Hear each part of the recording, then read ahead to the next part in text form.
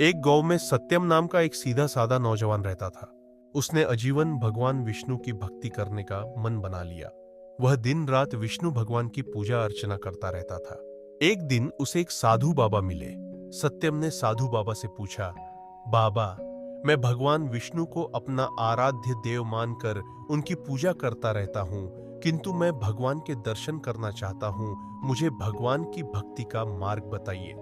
साधु बाबा ने कहा, बेटा, मैं भक्ति का मार्ग तो तुझे बता दूंगा, किंतु भगवान के दर्शन पाने के लिए अपना अहंकार छोड़ना होगा। इसके साथ ही तू गृहस्थ जीवन में रहते हुए भी भगवान को पा सकता है। लेकिन सत्यम नहीं माना। उसने कहा, महाराज, मैंने आजीवन विवाह न करने का मन बना लिया है और मैं एकांत में तपस्या करना चाहता हूं। आप मेरा मार्गदर्शन करें। साधु बाबा ने उसे तपस्या करने की पूरी विधि बता दी। अगले दिन सत्यम जंगल में पहुंच गया और एक स्थान पर बैठकर तपस्या करने लगा। धीरे धीरे वह तपस्या में लीन हो गया। उसे भूख प्यास लगनी बंद हो गई। वह दिन रात भगवान विष्णु का ध्यान करने लगा। इसी प्रकार कई वर्ष बीत गए। एक दिन सत्यम जब ध्यान लगाकर तपस्या कर रहा था तो उसे लगा जैसे उसकी तपस्या पूर्ण हो गई। उसके शरीर के अंदर अलौकिक शक्तियां भर गई हैं। यह देखकर सत्यम बहुत खुश हुए। उसने भगवान के इस चमत्कार को नमन किया और वह तपस्या करने लगा। तभी एक पेड़ पर एक चिड़िया चहचहा रही थी। उसकी आवाज से सत्यम की तपस्या भंग हो रही थी। चिड़िया इस सब से बेखबर चहचहा रही थी। सत्यम को गुस्सा आने लगा। उसने आंख खोलकर चिड़िया से कहा, मूर्ख चिड़िया, तुझे दिखाई नहीं देता? मैं तपस्या कर रहा हूं। मेरी तपस्या तूने भंग कर दी। इसकी सजा तुझे अवश्य मिलेगी। यह सुनकर चिड़िया रोने लगी और माफी मांगने लगी। लेकिन सत्यम ने जैसे ही गुस्से से चिड़िया को देखा, चिड़िया जलकर भस्म हो गई। यह देखकर सत्यम बहुत खुश हुआ। उसने मन ही मन में कहा, इस संसार में मुझसे शक्तिशाली और ज्ञानी कोई नहीं है। शम्ति सिंह जाकी। यह सोचकर वह गांव की तरफ चल दिया। सत्यम बहुत सालों के बाद गांव में आया था। उसे कोई पहचान नहीं पाया। सत्यम एक घर के पास पहुंचा और उसने कहा, माई बाबा आए हैं, भिक्षा दो। घर के अंदर से कोई आवाज नहीं आई। कुछ देर इंतजार करने के बाद सत्यम ने फिर कहा, माई भिक्षा दो। साधु की आवाज सुनकर घर के अंदर से एक औरत की आवाज आई। उसने कहा, साधु बाबा, तनिक इंतजार कीजिए। मैं अभी अपने पति को भोजन करा रही हूं, अभी नहीं आ सकती। कुछ देर बाद आकर आपको भिक्षा दूंगी। यह सुनकर सत्यम क्रोध से भर गया।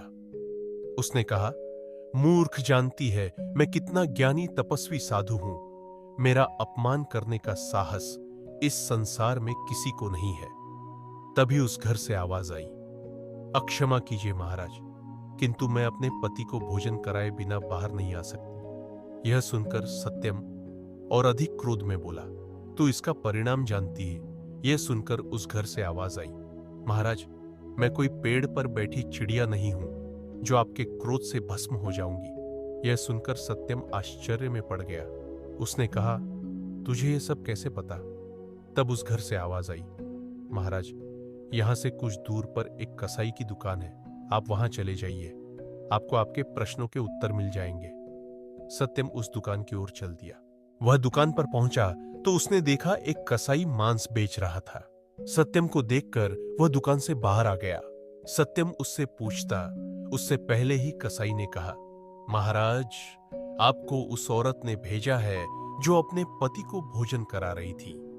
यह सुनकर सत्यम ने कहा, तुम्हें यह सब कैसे पता? वहां तो उस समय कोई नहीं था।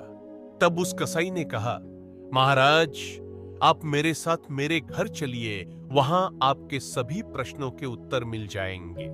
सत्यम आश्चर्य से कसाई के साथ उसके घर पहुंच गया।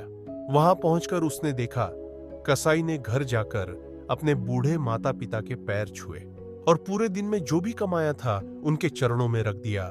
फिर अपने माता पिता को अपने हाथों से खाना खिलाया। उसके बाद उनके पैर दबाता रहा। जब वे सो गए तब वह कसाई सत्यम के पास आकर बैठ गया। सत्यम का सारा घमंड समाप्त हो चुका था। उसने कसाई के पैर पकड़ लिए और बोला, मैंने वर्षों तक तपस्या की जिससे अलौकिक शक्तियां मेरे अंदर आ गई, लेकिन आपको देखकर मेरा सारा घमंड चला गया। आप मुझे इसका राज बताइए। तब उस कसाई ने कहा, जिस औरत ने आपको इंतजार करने के लिए कहा वह अपना पतिव्रत धर्म निभा रही थी। इस पतिव्रत धर्म के आगे तो यमराज को भी झुकना पड़ा था। उस पतिव्रता में वह शक्ति है कि उसे गृहस्थ होते हुए भी तपस्या का फल मिल गया। और उसका ज्ञान तो आपने देख ही लिया।